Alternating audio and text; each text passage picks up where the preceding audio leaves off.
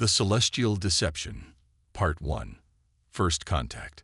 The sleek, silver starship of the Galactic Confederation glided silently through the inky void of space, its destination a small blue planet on the outer rim of the Milky Way. On the bridge, Princess Zora of the Aetherian Empire stood tall, her iridescent scales shimmering under the soft glow of the ship's lights. Her large, amber eyes fixed on the view screen, studying the approaching world with a mixture of curiosity and disdain. "Your Highness," Captain Vex, a towering insectoid creature, chittered softly. "We are approaching the Sol system. Earth will be within visual range shortly." Zara nodded, her antennae twitching with anticipation. "Excellent, Captain. Prepare the diplomatic corps for first contact procedures." As the ship entered the solar system, Zara couldn't help but feel a twinge of excitement. This was her first solo diplomatic mission, a chance to prove herself to the Confederation Council and her father, the Emperor. Earth had long been considered a primitive backwater, barely worth the Confederation's notice. But recent long-range scans had detected unusual energy signatures, prompting this expedition to assess the planet's potential for peaceful integration into the galactic community. The view screen flickered to life, revealing a breathtaking vista of a blue and green marble suspended in the darkness of space. Zara's breath caught in her throat. She had seen countless worlds in her young life, but there was something hauntingly beautiful about this one. "It's smaller than I expected," she murmured, more to herself than to her crew. Captain Vex's mandibles clicked in amusement. "Size can be deceiving, Your Highness. Remember the Zygon incident." Zara suppressed a shudder. The Zygons, a microscopic race, had very nearly brought the mighty Confederation to its knees with their advanced nanotechnology.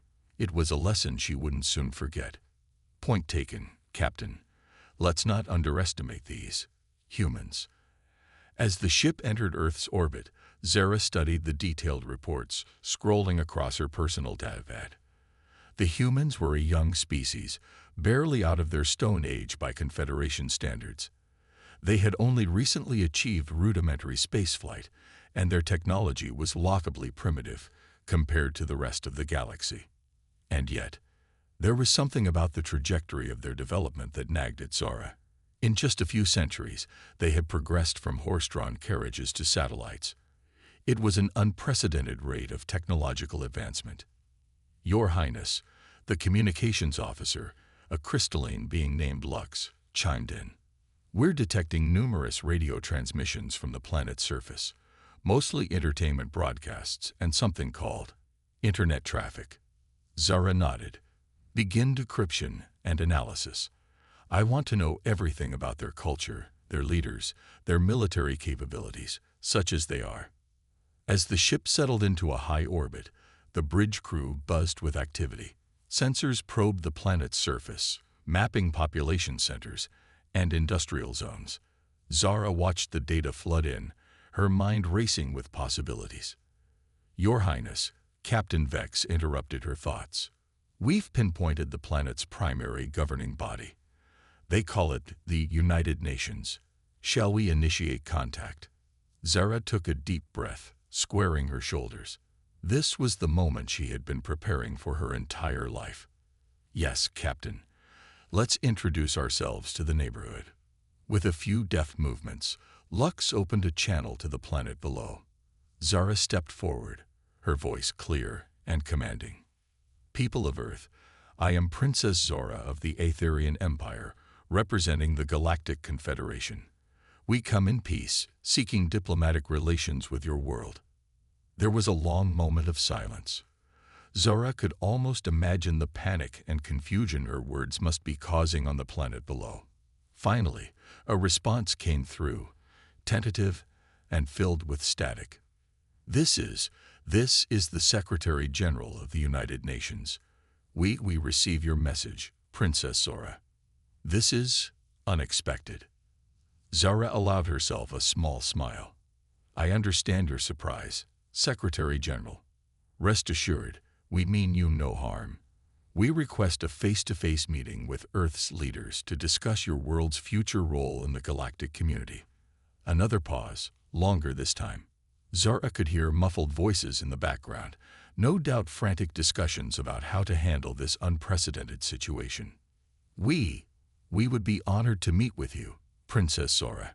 However, we request time to prepare and to inform our global population of your arrival. Would a meeting in 48 hours be acceptable? Zara's antennae twitched in amusement.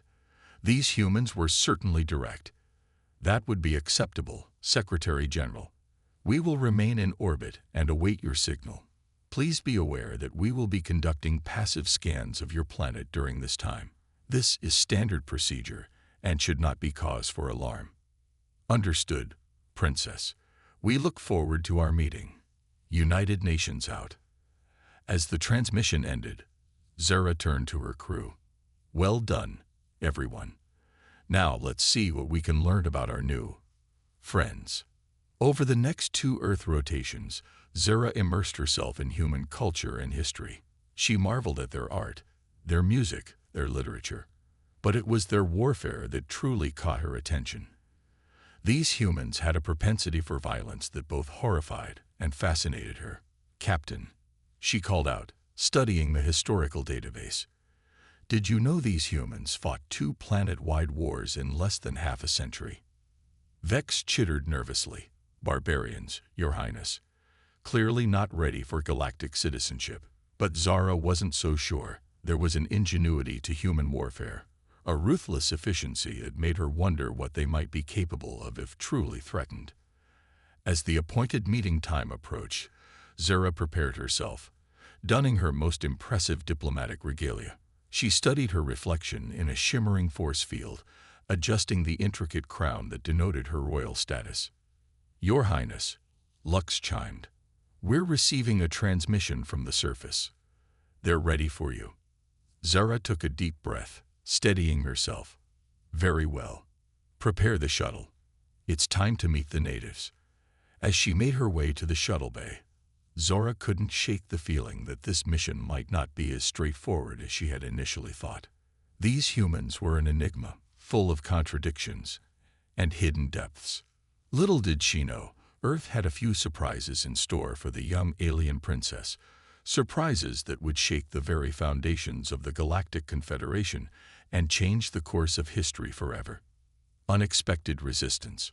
Princess Zora's shuttle descended through Earth's atmosphere, its advanced stealth systems rendering it invisible to human radar. As they broke through the cloud cover, the sprawling cityscape of New York came into view, its towering skyscrapers reaching towards the heavens. Primitive, yet oddly beautiful, Zora mused, her amber eyes taking in the sight. Captain Vex, seated beside her, merely clicked his mandibles in response. The insectoid warrior was clearly on edge, his compound eyes darting from one potential threat to another. The shuttle touched down on a specially prepared landing pad atop the United Nations building. As the door hissed open, Zora was hit by a wave of unfamiliar sensations, the warmth of Earth's sun, the gentle caress of a breeze, and a cacophony of sounds from the city below. A delegation of human officials waited nearby, their faces a mix of awe and apprehension. At their head stood a tall, dark-skinned woman with close-cropped silver hair and piercing brown eyes. Princess Zora, the woman said, stepping forward with a slight bow. I am Dr. Amara Okoro, Secretary General of the United Nations. Welcome to Earth. Zara inclined her head regally. Thank you, Secretary General. I look forward to productive discussions about Earth's future in the galactic community. As they made their way into the building, Zara couldn't help but notice the heavy security presence. Armed guards lined the corridors, their weapons primitive, but no doubt lethal. She also caught glimpses of more advanced technology, subtle energy fields and detection systems that seemed out of place in this supposedly backward world. The meeting room was a grand, circular chamber with a massive round table at its center. Representatives from various Earth nations were already seated, their nervous energy palpable. Zara took her place at the head of the table, flanked by Captain Vex and her advisors. Before we begin, Zara announced, her voice carrying easily across the room. I wish to express the Galactic Confederation's desire for peaceful integration. Your world has great potential, and we believe that under our guidance, you could become a valuable member of the galactic community. Dr. Okoro leaned forward, her expression carefully neutral. We appreciate your offer, Princess Zara. However, Earth values its independence. We're not looking to be integrated into any external power structure. Zara's antennae twitched in surprise. This wasn't the odd submission she had expected. I'm afraid you misunderstand, Secretary General. Integration into the Confederation isn't an offer. It's an inevitability. We can make this process smooth and beneficial for all parties. Or, she let the implied threat hang in the air. The room erupted into a flurry of whispers and angry mutters. Dr. Okoro raised a hand, silencing the crowd. Princess Zara, let me be clear. Earth will not submit to any form of alien rule or integration. We are prepared to establish diplomatic relations on equal footing, but anything beyond that is unacceptable. Zara's eyes narrowed. These humans were proving far more troublesome than anticipated.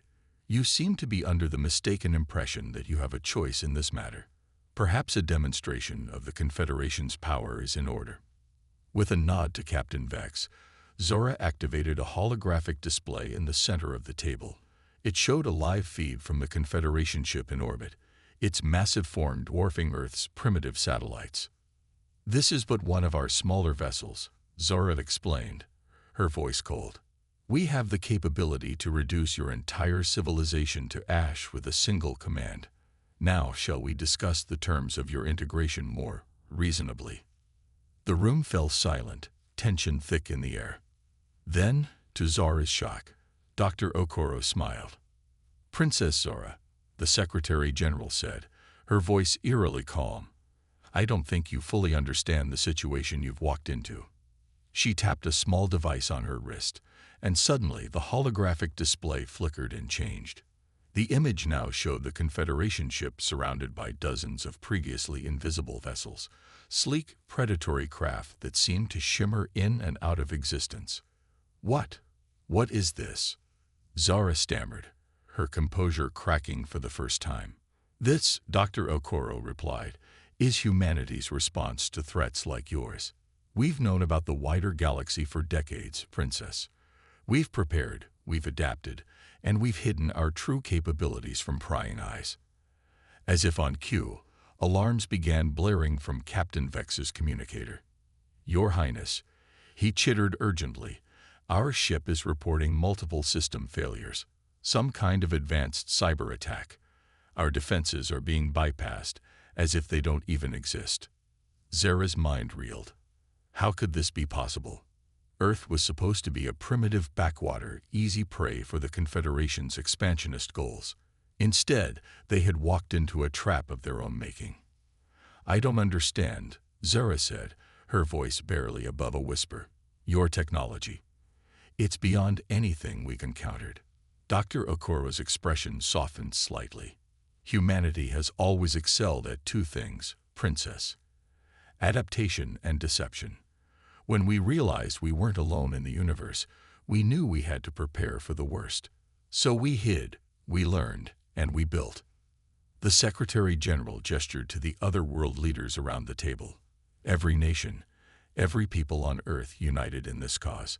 We've had our differences, our conflicts, but the threat of alien invasion gave us a common purpose. Zara slumped in her chair, the weight of her miscalculation crushing down on her. What happens now? Dr. Okoro leaned back, her eyes never leaving Zara's. Now, Princess, we negotiate, as equals. Earth is willing to join the galactic community, but on our terms. We will not be conquered, subjugated, or integrated. We come to the table as a sovereign power, ready to contribute our unique strengths to a truly cooperative confederation. As the reality of the situation sank in, Zara realized that her mission, and indeed, her entire worldview, had been turned upside down. The humans, far from being primitive, had outmaneuvered the mighty Galactic Confederation with a cunning and technological prowess that bordered on the miraculous. I will need to consult with the Confederation Council, Zara managed, trying to regain some semblance of control. Dr. Okoro nodded. Of course. But remember, Princess, the next words you transmit to your superiors will determine the course of our future relationship. Choose them wisely. As Zara gazed around the room at the resolute faces of Earth's leaders, she realized that this small blue planet held far more mysteries and power than she, or the Confederation, could have ever imagined. The true first contact had only just begun, and the galaxy would never be the same. Hidden depths. Princess Zara paced the confines of her temporary quarters in the United Nations building, her mind racing. The events of the past few hours had shattered everything she thought she knew about Earth and its place in the galaxy. Her antennae twitched nervously as she replayed the confrontation in the council chamber over and over in her mind. A soft chime interrupted her thoughts. "Enter," she called out, composing herself.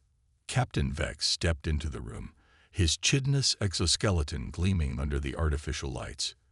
"Your Highness, I've completed a preliminary analysis of the human defensive capabilities we've observed.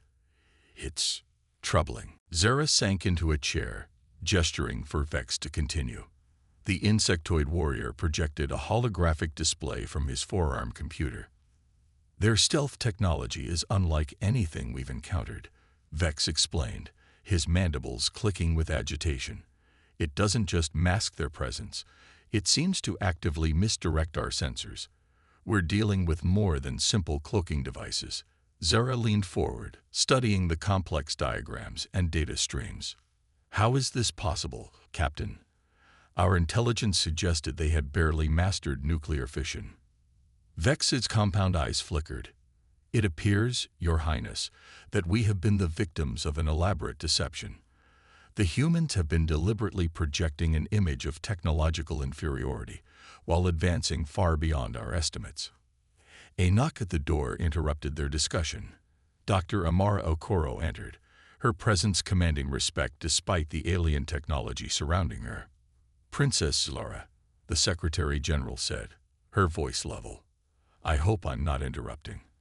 I thought you might have some questions." Zara stood, her royal training kicking in despite her inner turmoil.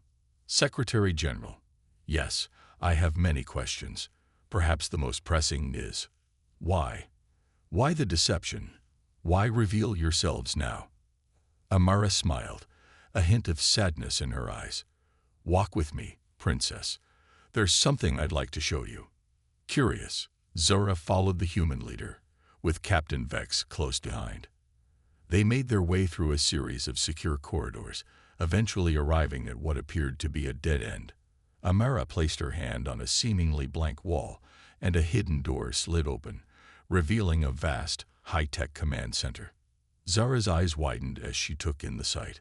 Holographic displays showed real-time data from across the solar system and beyond. Human operators worked at stations that seemed to blend organic and technological interfaces in ways she had never seen before. "Welcome," Amara said, "to the heart of Earth's defensive grid." As they walked through the facility, Amara began to explain. 60 years ago, we had our first contact with an alien species. It didn't go well." She gestured to a holographic display, showing the wreckage of a ship unlike any in the Confederation's database. "They came not in peace, but to conquer. We were hopelessly outmatched technologically, but we had one advantage they didn't expect: sheer, stubborn determination." Zara listened, fascinated, as Amara recounted how humanity had barely survived the attempted invasion, reverse engineering the alien technology and using it to kick-start a technological revolution unlike anything in Earth's history.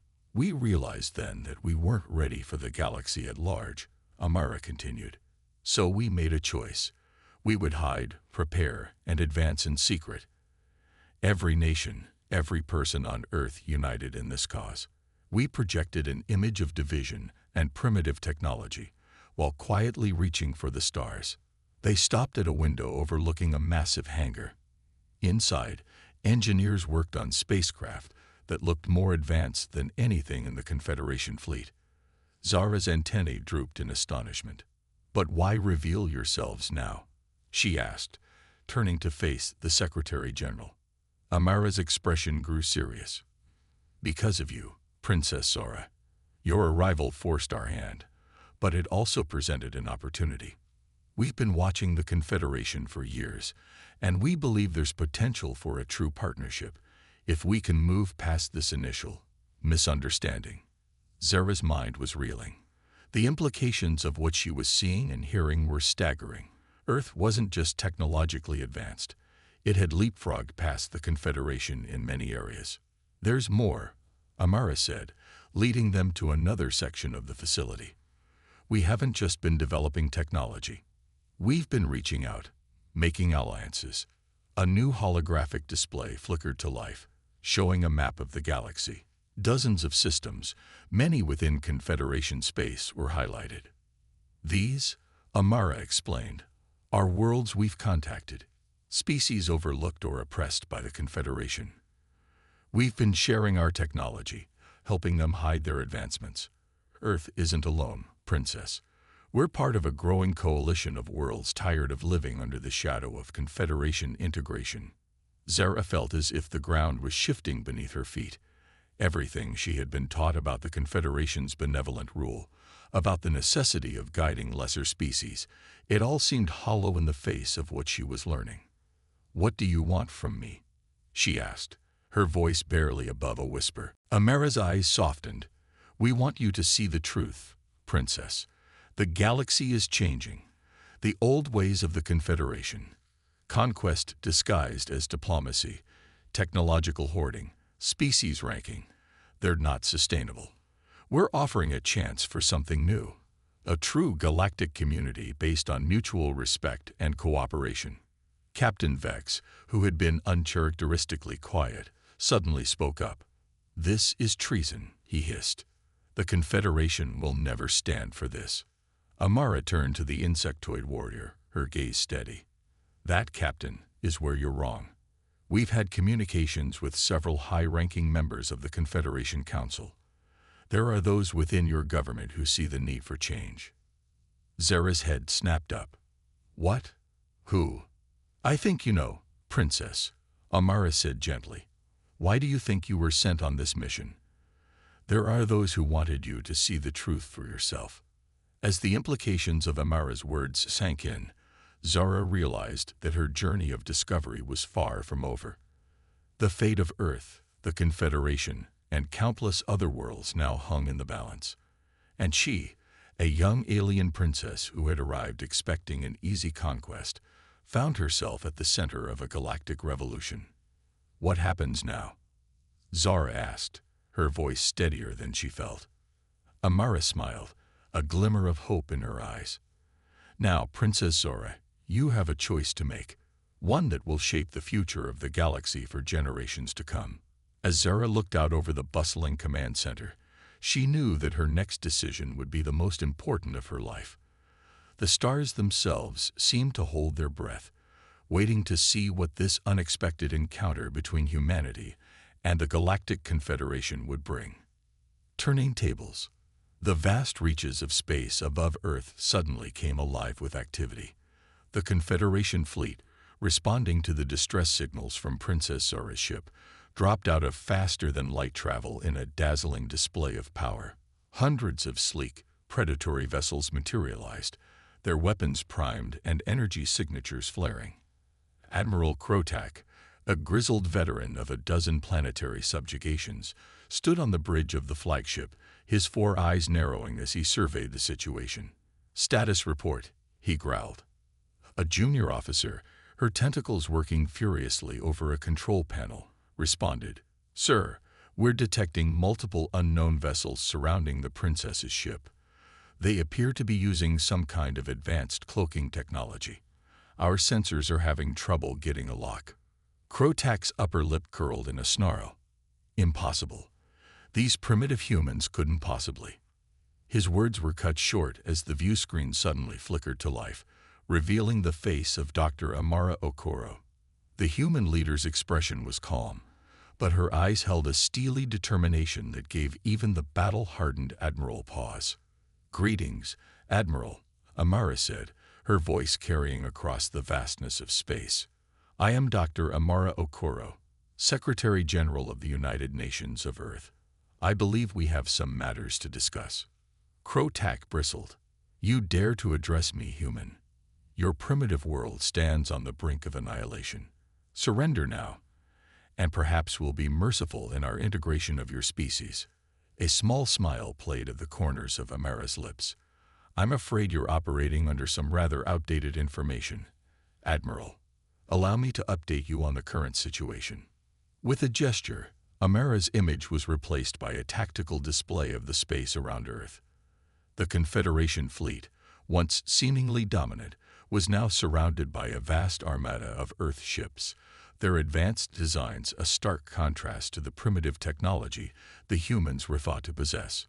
Krotak's eyes widened in disbelief. This is some kind of trick. An illusion. "I assure you, Admiral, it's very real," Amara's voice responded. The image shifted again, showing close-ups of Earth's fleet. Ships unlike anything in the Confederation's database hung in the void, their sleek lines and pulsing energy signatures hinting at technologies far beyond what should have been possible. On the bridge of the Confederation flagship, alarms began to blare. "Sir," the junior officer called out, her voice tinged with panic, "we're detecting energy buildups in the Earth vessels. They're weapons. They're like nothing we've ever seen before." Krotak's mind raced. This was all wrong. Earth was supposed to be an easy conquest, a primitive world ripe for integration into the Confederation. Instead, they faced a technological powerhouse that had somehow hidden its true nature from the galaxy at large. "What is the meaning of this deception?" Krotak demanded, his voice a mixture of rage and fear. Amara's face reappeared on the screen, her expression now harder. "For decades, Admiral, humanity has watched the Confederation's so-called peaceful integrations. We've seen worlds stripped of their resources, species enslaved in all but name. We decided long ago that we would not share that fate." As Amara spoke, more ships began to appear around the Earth fleet, vessels of various designs representing species from across the galaxy materialized out of the void. "Behold, Admiral," Amara continued, "the alliance of free worlds.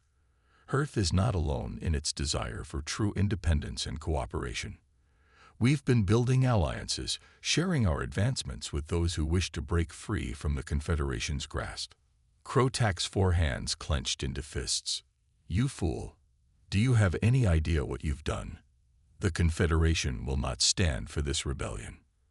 "That's where you're wrong, Admiral," a new voice cut in. Princess Zora's image appeared alongside Amara's, her expression resolute. "The Confederation as we know it is about to change." Krotak's eyes bulged in shock. "Princess, what is the meaning of this? You've been corrupted by these humans." Zara shook her head, her antennae quivering with emotion. "No, Admiral. For the first time, I'm seeing clearly. The Confederation's methods are outdated, built on lies and oppression. It's time for a new way forward."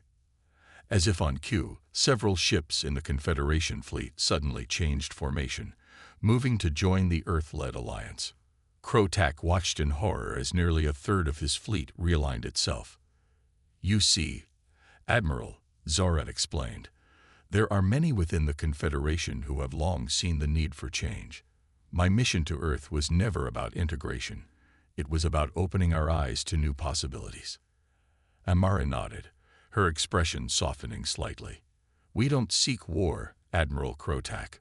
What we offer is a chance for true cooperation, a galactic community built on mutual respect and shared advancement, not subjugation and fear." Krotak's mind reeled. Everything he had believed about the Confederation's place in the galaxy, about the natural order of things, was crumbling before his eyes. And yet, a small part of him, a part he had long suppressed, felt a glimmer of hope at the possibilities this new alliance presented. "The choice is yours, Admiral," Zara said, her voice gentle but firm. "Continue down the path of conflict, or join us in building a better future for all species in the galaxy." As Krotak looked out at the assembled fleets, the mighty Confederation forces now equaled, if not outmatched, by the Alliance arrayed against them, he knew that the next few moments would shape the fate of countless worlds. With a heavy sigh, the Admiral made his decision. "Stand down weapons," he ordered, his voice echoing across the bridge. "Open a channel to all ships. It's time we had a long overdue discussion about the future of the Confederation." As the tension in space began to dissipate, replaced by a cautious optimism, Princess Zora and Dr. Amara Okoro shared a look of triumph and relief. The galactic deception was over, but the real work of forging the new era of cooperation was just beginning. The stars themselves seemed to shine a little brighter, as if in approval of this unexpected turn of events. In the vast tapestry of the cosmos, a new chapter was about to be written, one in which humanity would play a far greater role than anyone could have imagined. A new understanding. The Grand Hall of Harmony on the Confederation capital world of Axiom Prime buzzed with an energy unlike anything seen in millennia. Representatives from hundreds of species filled the vast chamber, their diverse forms a testament to the galaxy's rich tapestry of life. At the center of it all stood Princess Zora, her iridescent scales shimmering under the soft light of floating orbs. Beside her, Dr. Amara Okoro stood tall, her dark skin contrasting with the silver streaks in her hair, a reminder of the years of preparation and tension that had led to this moment. The human leader's presence here, in the heart of what was once the Confederation's seat of power, was nothing short of revolutionary. Zara raised her hands, and a hush fell over the assembled delegates. "Esteemed representatives of the galaxy," she began, her voice carrying clearly through the hall. "Today marks the dawn of a new era. The old Confederation, built on secrets, subjugation, and fear, is no more. In its place, we establish the Galactic Cooperative, a true union of free worlds." Beside her, Dr. Amara Okoro stood tall, her dark skin contrasting with the silver streaks in her hair, a reminder of the years of preparation and tension that had led to this moment. The human leader's presence here, in the heart of what was once the Confederation's seat of power, was nothing short of revolutionary. Zara raised her hands, and a hush fell over the assembled delegates. "Esteemed representatives of the galaxy," she began, her voice carrying clearly through the hall. "Today marks the dawn of a new era. The old Confederation, built on secrets, subjugation, and fear, is no more. In its place, we establish the Galactic Cooperative, a true union of free worlds." A murmur rippled through the crowd, excitement, apprehension, and hope mingling in equal measure. Zara continued, her antennae quivering with emotion. "For too long, we believed that unity could only be achieved through force and deception. Earth and its allies have shown us a better way." Amara stepped forward, her presence commanding respect from even the most skeptical delegates. "The Alliance of Free Worlds didn't form to overthrow the Confederation," she explained, her voice steady and clear. "We came together to offer an alternative, a vision of a galaxy where every species, no matter their level of technological advancement, has a voice and a choice in their destiny." On the massive holographic displays surrounding the hall, images began to appear, planets restored from environmental devastation, species once on the brink of extinction now thriving, and joint scientific endeavors pushing the boundaries of known science. "Already," Amara continued, gesturing to the displays, "we're seeing the fruits of true cooperation. Technologies once hoarded by a select few are being shared, adapted, and improved upon by minds across the galaxy. Problems that once seemed insurmountable are being solved through our combined efforts." Zara nodded, picking up the thread. "But this new era comes with great responsibility. The Galactic Cooperative is founded on principles of transparency, mutual respect, and collective progress. No longer will any world be forced into integration against its will. Instead, we extend an open hand of friendship and cooperation to all. From the audience, a gravelly voice spoke up.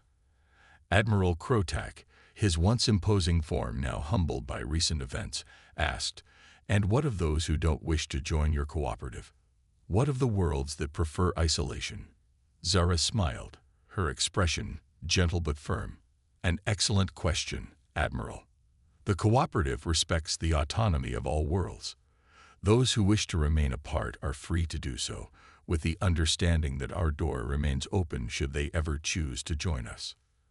Amara added, "Moreover, we've established protocols to protect developing worlds from undue influence.